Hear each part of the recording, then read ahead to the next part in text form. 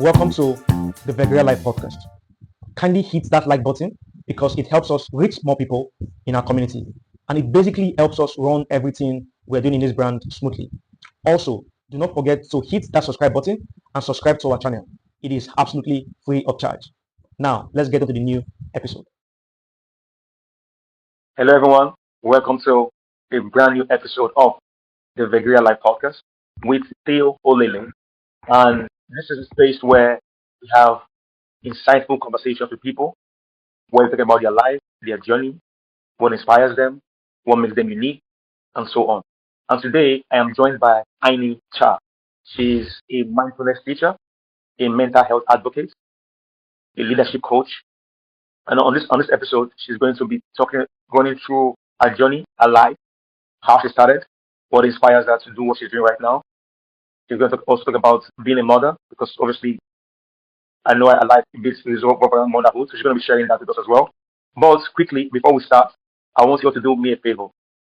Like this video, because that's the only way we can be able to reach more people in our community. And do not forget to subscribe to our channel. Obviously, this is a new channel because we lost our old channel. So subscribe to our channel and let's get it started. Annie, you're welcome to the Vegerial Life Podcast. How are you doing today? I'm good. Thank you for having me, Theo. It's wonderful to be here. Yeah. It's a pleasure to have you as well. It's a pleasure to have you as well. So your work spans through, mindfulness, Mm-hmm. leadership, mental health, and so on. How did this all begin for you? How did this all start for you? Wow, it's a long journey. Do we have a lot of time here? Sure, let's go. Oh, yeah. So I didn't start off being a mindfulness teacher. I was in an engineering background. So yeah, engineering consultancy. So in the last 20 over years, I was in that industry, high pressure, male dominated industry. So can you imagine a woman being in a male dominated industry? Well, it's hell, I would say now, but it's what actually grew me to become who I am, today. And I'm really grateful that I was in that. So it toughened me in ways that um, many people won't get to be in those environments. Um, oil and gas industries, you're talking about furnace. I was carrying torque wrench that was heavier than I am. And those kind of environment, tough, yeah. So as I started there, obviously as a woman and trying to compete, to stand out in among the men, I had a lot to do. I really had a lot to do. So it kind of brought me to perform. All right. Mm. It makes me how would you call that? I was, my boss was like, oh no, Annie, you have to do that. You have to know everything. You must be the jack of all trade and master of all kind of thing.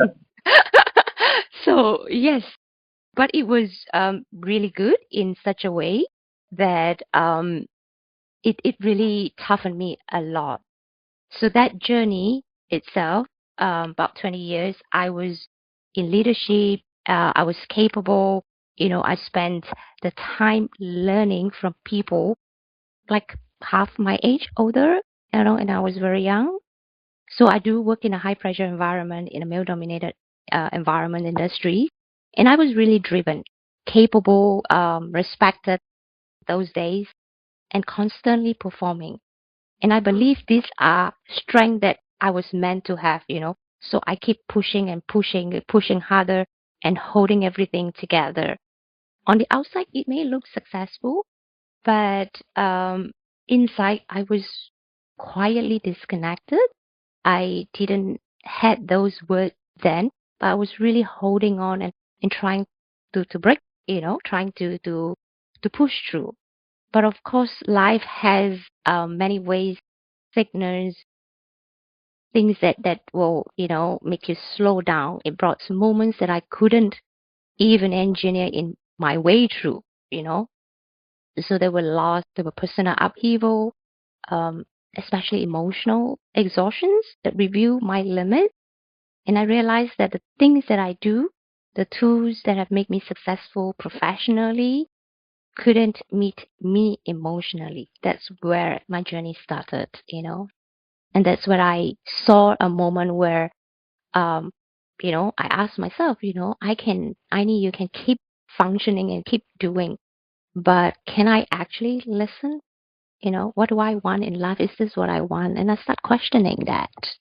Yeah. Wow, it's really amazing that you said that, and also the fact that you coming from an engineering background, being an engineer and being working on your life in a male-dominated industry, and I think also you said something now that I think at the point you felt a bit empty inside, even if outwardly people you look successful, but inwardly you were not really like 100% what you are, and you now transition to mindfulness, and also how was it like? How was the transition like? Because I know that, this was something that you started obviously in the beginning of your life. You had to transcend into it, into what you're doing now, into leadership, into mindfulness. How was the transition like? Was it easy? Was it a smooth transition or was it difficult? It was not easy at all. It was really, really difficult. So, you see, because we're in a high pressure environment, everything is about trying to push through, trying to function for me. But something really happened in my life that I questioned myself. I was in a project, that took me away for months from my family, that I need to supervise a shutdown project in an oil and gas company. And at that time, my mother-in-law was in a hospital and she had cancer. And then months before, my grandmother took her own life. So I was it was stirring. Everything was like chaos. I couldn't even put a foot on what I was doing. I was like totally lost at the moment. And I blamed myself for the loss of my grandmother because I wasn't mindful enough to be there for her. So what actually happened was a week before she took her life, I visited her. Um, and she told me, she said, I need this is the set of clothes that you need, that I will want to wear, on my deathbed. And I didn't get that hint.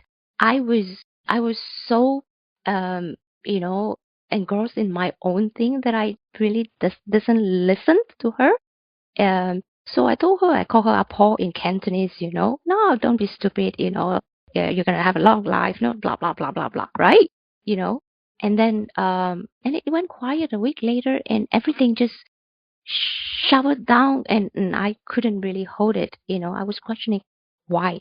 Why didn't I get the message? Why wasn't mindful enough to hear what she was trying to say, right? Yeah, that was part of my journey that I really questioned my life. Do I really want to be where I am, successful? I have everything, director of a company, I have people under me, but I never had time for my kids, for my family. So this is not where I want to be. So I left that industry. I left my work. I decided to stay home and be a mom, a real mom. Wow, Yeah, but that triggered me to really look inward. What do I really want? Yeah. wow. It's really a very sad story, obviously, from your grandmom and your in-law had, because your mother-in-law had cancer as well. It's really sad story. Yeah. Yeah. Yeah. But Now, life is just has a way of, showing you and waking you up. Yeah. so when you talk about mindfulness, right? Mhm. When you hear mindfulness, a lot of people always the first thought that comes to their mind is about meditation. You know what I'm Mhm. saying? So how would you define mindfulness? Mindfulness, not in a way that isn't meditation, but something that has to do with our daily life. So I think I probably can ask, is your mind, mindful or mindful, right? Yeah. Yeah. So a lot of people think mindfulness is just, being there, no thoughts, no nothing. But mindfulness is a practice of awareness.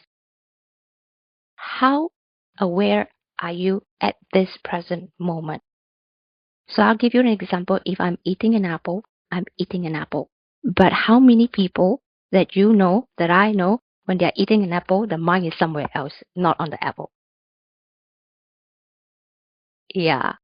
So mindfulness is really a practice of awareness, aware of things outside, externally, and aware of what's going on internally. And that's the beauty of mindfulness because we all get triggered. We all have past conditionings, trauma, societal conditionings, cultural conditioning.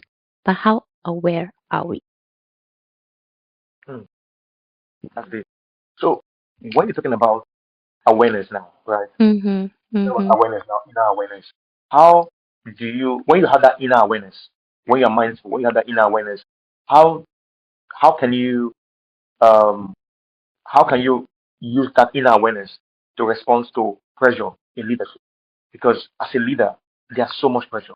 There's so much Mm-hmm. pressure everywhere. There's so much, pressure from work, from different aspects of life. You know what I mean?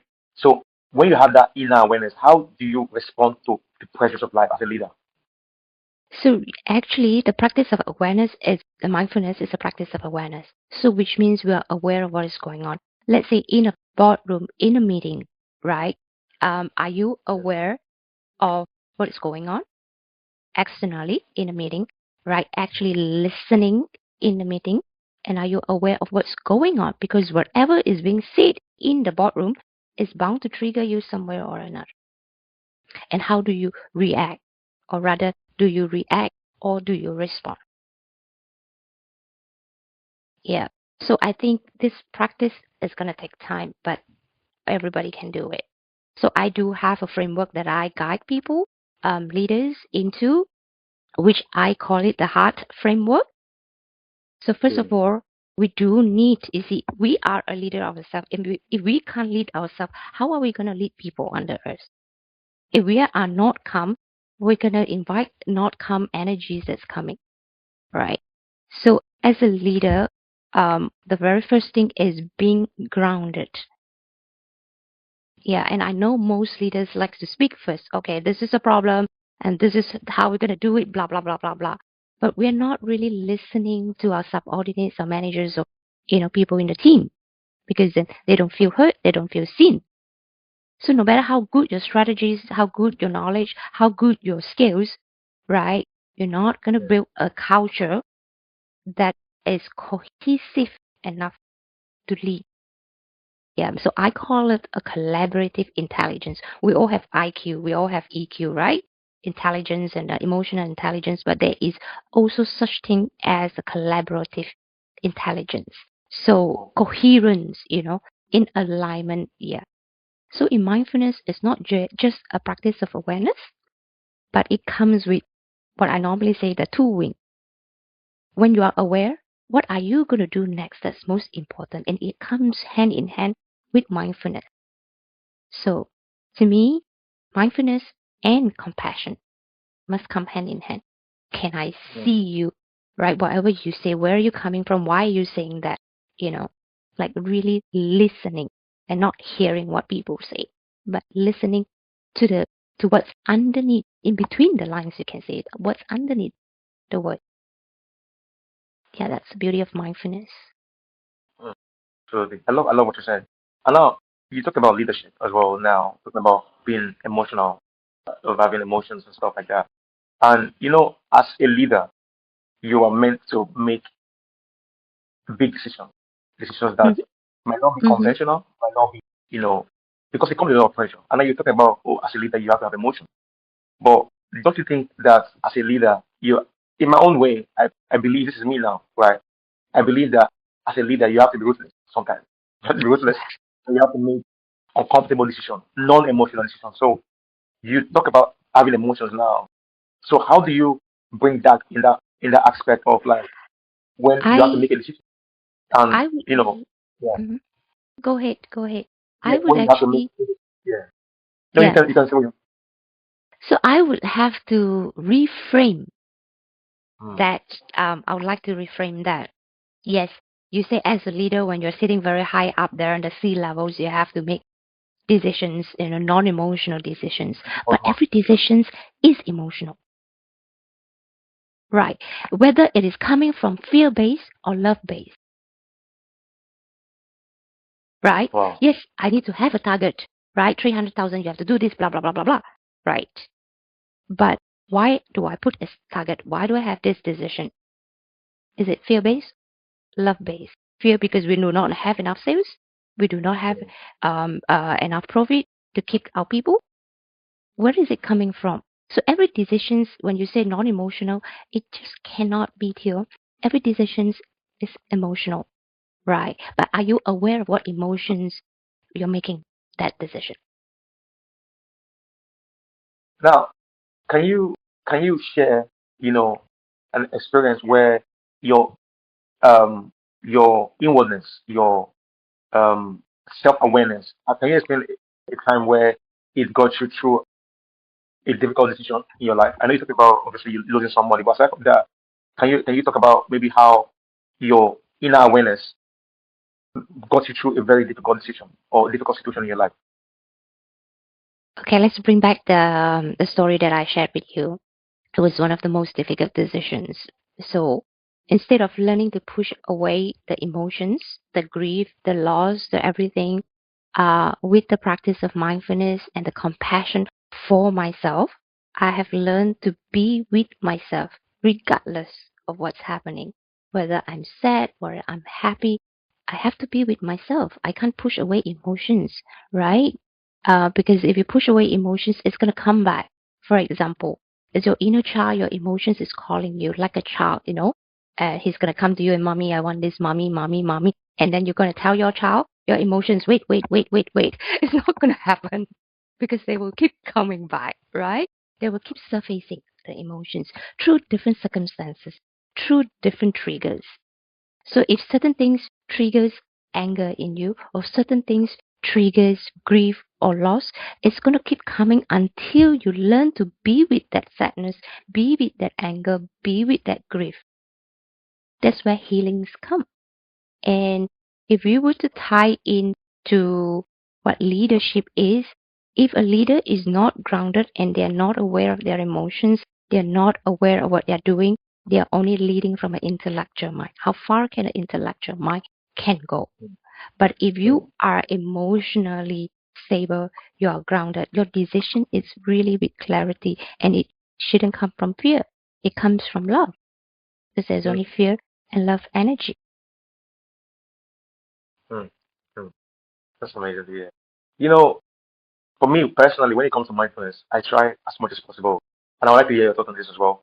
I try as much as possible to block out the noise, block out the distraction. So what I do is, when I wake up in the morning, my phone is always on DND. I do not phone on DND. I wake up in the morning, my phone on DND. I go for a walk. Like more than half of the whole day, I don't have any notification on my phone. I don't have sound on my phone. And I think it helped me as well to be very mindful, to be very self-aware because I think for me, I'm the kind of person that I easily get distracted, by things. So that is how I keep my mind sane because I always believe that what you see in the morning can if I for example I wake up in the morning, I see a bad news on the internet, it can ruin my whole day. So I think for me, how I practice my own mindfulness is the whole of the day. When I start working, as I wake up in the morning, I take my 10,000 step walks. My phone is always on DND, no notifications, nothing. I'm just logged in. I'm back home. After that, I'm working. I don't, I don't know what's happening in the world. Nobody calls me because I don't have notifications. I don't know if anyone calls me. No sound on my phone. I just use it to just keep my head sane. I don't know what you think about that. First of all, Theo, I really want to acknowledge that's a beautiful thing to do intentionally blocking everything. Not everybody can do that. So you got to give a big hug to yourself and a big clap because it has to be done intentionally. And I also want to acknowledge to share with you that the mind itself is always running. They're always thinking. Thoughts are coming. And if I would share with you, we have 60 to 90,000 thoughts a day, a normal human being. All Wow. right, science proven, right? So it's not just you, everybody, every human being, including me. We have 60,000 to 90,000 thoughts a day, right? Can you imagine about if you're going to divide it using 60,000? It's 10 thoughts in a second. In 1 second, already thoughts are coming in like a wave. Yeah. Yeah. So the first step to practice mindfulness is exactly what you're doing, and that's beautiful because you're intentionally putting things away. Because we have a habit, human being, we have a habit of chasing because the mind is always chasing. But if we Hmm. can do that, that's a really first step of like you go for exercise, right? The very first step is putting down that intention and that habit so that once you're used to putting your phones away, you go for your 10,000 steps walk every morning. I admire that. Right? And and when the thing comes, you realize that you're not so attached to, oh, I have to take my phone and I have to reply now. No, because you're actually training your mind to detach, to unwire that tendency of chasing.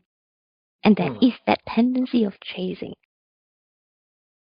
But if you can't do that, it's hard. But that's a beautiful first step, and I would encourage our audience who are listening to follow your footsteps. Do that. Even for 10 minutes, even for 15 minutes, it's good. Yeah. Yeah. Because So I think thank like you. you're welcome. It's a pleasure. And 'cause I feel like a lot of us in this generation, a lot of people in the generation now, they wake up in the morning. The first thing they do is just to take their phone. That's it. We have a message. What's going on in the world? Like that should be it. You should like wake up with a clear mind, a clear spirit, a clear head, block out the noise, block out the distraction. Because I used to be like that as well. I wake up in the morning. The first thing I do is just to take my phone and just I want to see what is going on. I want to see. Oh, I sent someone a message. And so I intentionally just block out the noise and just focus on, my mind. Because obviously I don't work with my phone, I work with my laptop. So I don't, I don't, I'm going to a point because I used to think like, when I was younger, I used to think like that I don't think I will ever be able to do with my phone. But I think now, most of the time, I just keep my phone somewhere. I don't even care. I'm not in a hurry. I'm not waiting for anybody. I'm not expecting anything from anybody. So, and that's how I move now. So I can actually live without a phone now. That is how it is now because I don't let those things come to me. Even on social media, there are accounts I do not follow. If whatever you are posting does not resonate with me, does not affect me in a positive way, I avoid it. So yeah, I do that a That's lot. a beautiful way to start. Honestly, I really have to give you a big clap. If I could hug you, I would love to give you a big hug right now. Because that is the first step, intentionally putting things away. Because that is actually science already proven. You are actually, without you knowing, you are putting the groundwork there. Hmm. Yeah. So when you're able to detach all this, you will see your mind works differently. You're more calm, right? I mean, how do you feel when before and after? Do you feel any different? Huge, huge. I'm no longer You anxious. should. I used to be very anxious, but I'm no longer anxious like before. I'm no longer. I don't have that thing of I have to like I have to. I used to care about what's as they gotten a message. No, I'm no longer anxious anymore. Exactly. See, this is the groundwork that most people don't understand. They think that mindfulness or meditation, oh, I have to sit quietly for 10 minutes, 15 minutes, 1 hour a day. No. Mindfulness is actually moment to moment awareness. And it starts with building the groundwork like what you do. I actually intentionally take Wednesday off. So I work Monday and Tuesday. Wednesday is my off day. I try not to work unless, it's really urgent. And then I work for Thursday and Friday. So I take breaks. So on Wednesday, I know that it is me time. So I will do my cooking. I will do whatever that grounds me, that makes me alive, that makes me happy. Because that's my practice. That's the groundwork. So even though I'm taking Wednesday off, so for example, I maybe work only 4 days or 5 days, but I'm as productive as I work longer. Because when I work, my mind is clear. I'm more focused.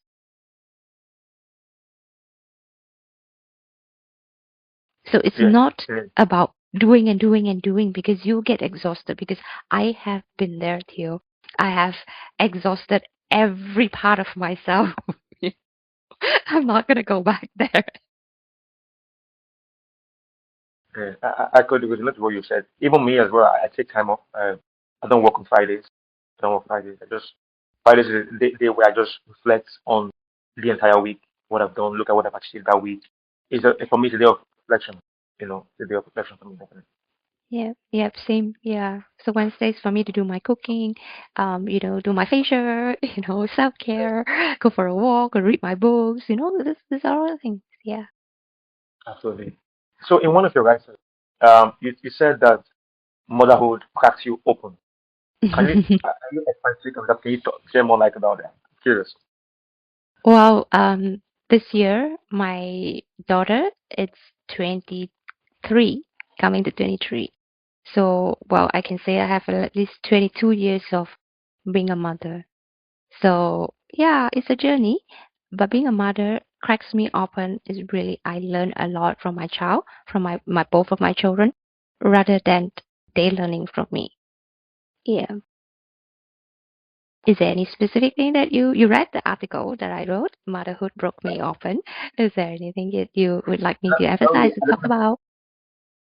yeah, I just wanted to just like talk about more of it. Obviously, you said that, I want to talk about motherhood, being a mother, being a leader, and also obviously with work, with pressure, with leadership, being a mother. How do you deal with that? How do you put everything together? How do you stay sane in that situation? So I was not sane before. Okay. Like you say, I Because was in an environment yeah, sorry to add, because they said that motherhood, being a mother is a full-time job. So yeah. it's a full-time job, right? Yeah. Um, Yeah. so when uh those days, the early days when my children were younger, I was in a high pressure environment. And then I decided about 10 years ago that I this is not what I want. So my grandmother passed away 10 years ago. That was a long time. Decided that that was not what I wanted to do. So like I say, motherhood in a way, um, as I can see myself change as I change. Before, I was very reactive. Although I practice mindfulness, but I only use it as a tool to keep me sane once in a while. My practice was like a yo-yo. It wasn't consistent at all until that incident, that situation, that circumstance that made me look deeper. That's where my practice deepens, and that's my motherhood deepens. Every aspect of my life deepens in a way. So I remember again so many things that are teaching us in life, whether we are aware or not. I think I wrote about my son when he was around 4 to 5 years old. It was on a Christmas time, and young children we play Christmas. So I'm the Santa Claus, and the Mrs. Claus hiding presents under the chimney, and in the post box, and those kind of things happen. And I remember it was a Christmas Eve party that a family was hosting it together with my sisters and my brothers and everyone, friends and family. And I was busy cooking from morning till night, preparing dishes and all. And unintentionally, and when he came to me, I just pushed him away and I said, "You're not a good boy." And he took it so personally, right? I didn't even realize it's out of, everything was in a rush. And I wasn't very mindful. I have to admit that I wasn't mindful of what I said. And that's really important as a mother because I learned from my own mistake. And then realized everything is done. We showered, we're just waiting for the party to start. And I asked him, why is he alone and why is he there? And he said, I don't deserve it, because of what I said. For a young boy to say that, and that really broke my heart. I spent hours just sitting with him, assuring him and apologize to him that I said the wrong thing.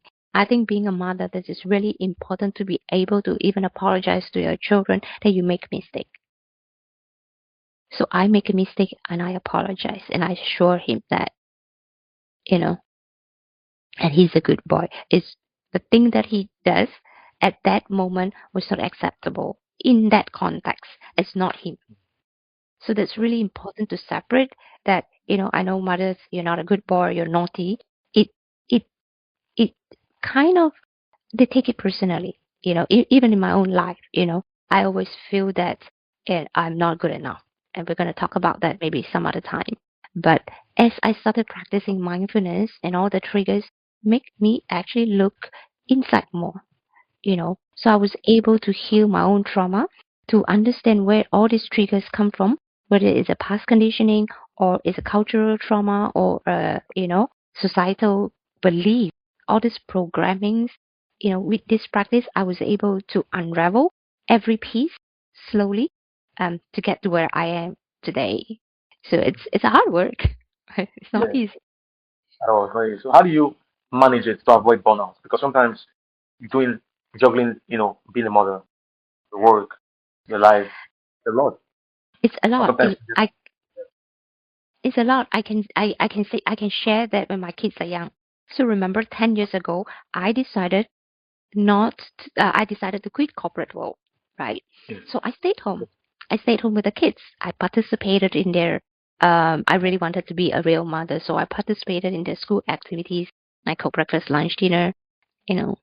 So everything I can think of, because what I believe is I'm not here to teach them, but I came here to love them, and love will teach them. Oh, oh, Yeah. So that's just how beautiful. I mother, and they will tell me things, and I will never, never say no. Things like we became more friends as a mother for me, rather than me dictating or directing or giving instructions. Because I think communications is not the role you play, but the connection. The connection is there. I remember this incident about my son. So he is very protective with his mates in school. I think it was probably about 5 years down. Maybe he was around 11, 10, 11, 12, Yeah. around that age. So they were bullying in school. His friend were bullied during break time, and he wasn't there because he went for basketball practice.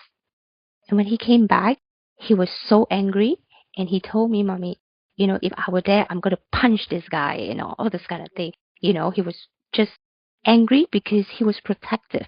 So we have to understand where the anger comes from. I know a lot of mothers will tell him not to do that, blah, blah, blah, blah, blah.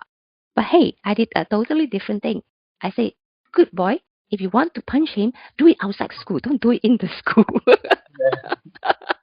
And he was like, "Mommy, what are you saying?" I said, "Yeah, you want to take revenge for your friend that's being protective, that's being very nice of you. But even if you really want to do it, just don't do it in the school compound. Do it outside." And he laughed. All he wanted is somebody to actually understand where he's coming from and listen to him. Because I know my son well, he won't do that. But me being there and listening to him, being a friend to him, makes the connection. Mm. Yeah. So Wow. motherhood really breaks me open in so many ways. I myself and they are themselves. There's nothing to hide. It was really transparent. And he was like, "How can you, mommy, teach me to hit somebody to go on a fight?" I said, "If this is what you want, I will support you." He started laughing. Wow. Oh, yeah, yeah. So those are the little moments that I have with my kids. Yeah. Amazing. So, you have clients, right? That you teach, that you coach, Mm-hmm. on mindfulness and leadership. Good. So, have you ever had a very difficult clients before? That you are trying to like teach them, tell them, but they are not like they are adamant. They are adamant of what they think or what they know, and they don't want to listen to your teachings. Have you ever had that experience? Can you share if you've had that kind of experience before? Difficult clients. I do have difficult clients, but it's not like they are not listening or what. It's just that as a coach, I don't teach them, but I Yeah. guide them to where they're supposed to see, to reach that Yeah. aha moment, because they have to reach that.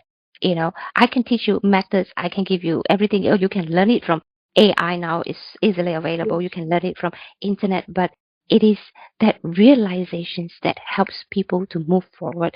It is not the techniques, the skills, or the practice, but it's really guiding them to have this aha moment. They know where they're coming from. Yeah. Which I do So, have. Yeah, I do have difficult, not difficult, client who are not willing to accept. That was mm, difficult. Yeah, not willing to accept. I'm in this situation now. So yeah, we do a lot of acceptance practice to see the things as it is. Because people are stuck here. They're always stuck in the past. I am like that, and therefore I cannot change. absolutely, absolutely, absolutely. I love that. So now I'm curious because I interviewed a coach in January, and there's something she said. She said that everybody is a coach in 2026. So now you go on social media, there are mindfulness coach, there are mental health coaches, there are leadership coaches, there are motherhood coaches. There are so many coaches now you see everywhere Yeah. on the internet. You're right. You're right.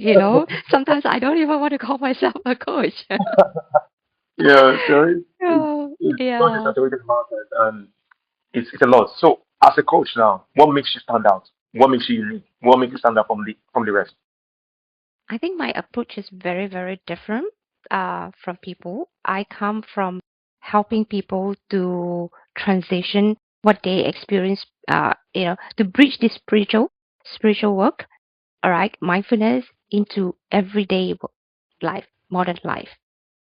Yeah, but I Mm, don't teach you techniques, I don't teach you skills, but I make you understand your life, how you want to be with yourself, because you are your best own coach. Actually, I'm just guiding you there and helping you make your journey easier.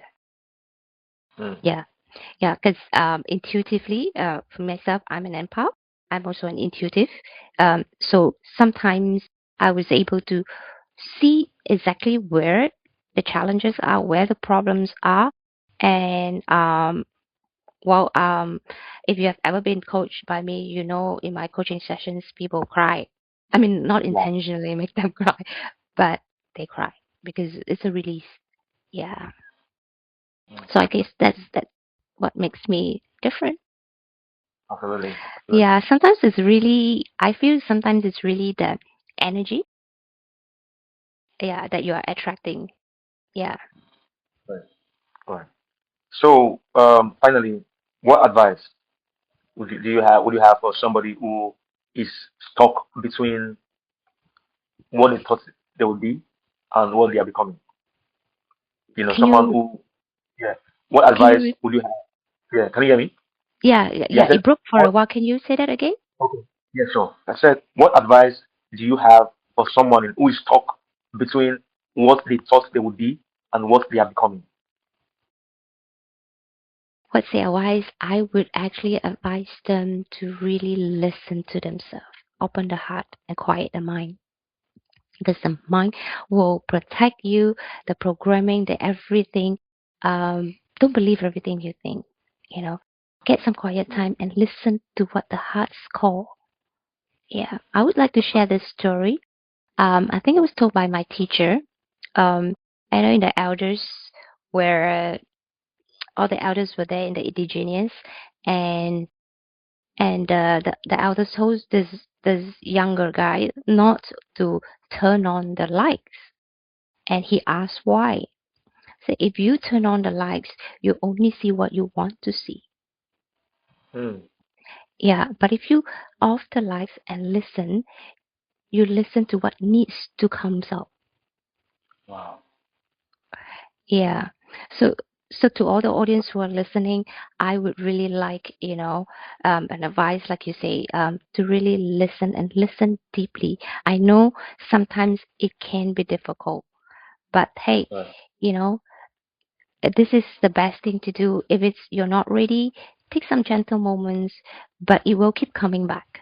So it's good that you sit and listen, because if the lights are on, you're gonna see what you want to see, because that's a Mm, tendency of the mind. You're going to see what you want to hear. But if you dim the lights, you sit and listen, you hear what needs to be heard. right. Right. Right. Oh, It's yeah. been an amazing session, Ainee. It was really nice to Thank you have you. so much. It was an amazing session, and I actually learned a lot from this. And I know that obviously people who are watching us as well, what I mean, like they are going to also learn a lot from it. I've learned so much from you. I think you're an amazing coach. I think you're doing very good, and I know that your clients are they are lucky to have you as their coach for sure, definitely. So, how can someone reach you? If someone wants to reach you on social media, someone wants to get in touch with you, how can you be reached? You can just look for aineecha.com. That's my website. And I'm on LinkedIn. It's Ainee Cha. You can't get wrong.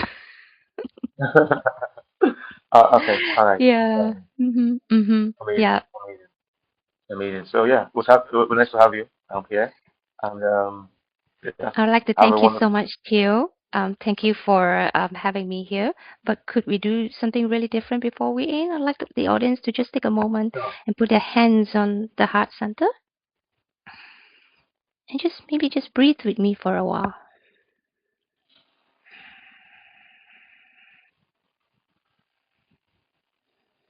So I'd like you to just feel the heart, the pulsations, and just feel that this is life and it's beautiful. I'd like you to honor this body here.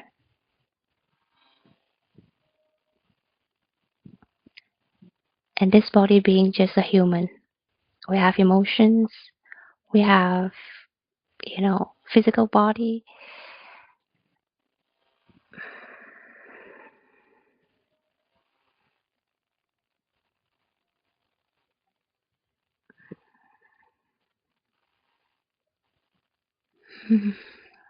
And on next out breath, just release everything. And then you can open your eyes and come back when you're ready. Simple practice like that, it's gonna make a lot of difference. You know, when I did this just now, even if it was short, but I was just thinking about so many things, and I was a bit emotional. To be honest, this is for real. You know, yeah, So yeah, thank you for having me here. Thank you. yeah. Thank you for coming. Thank you. Have a wonderful day. You too. Thank you.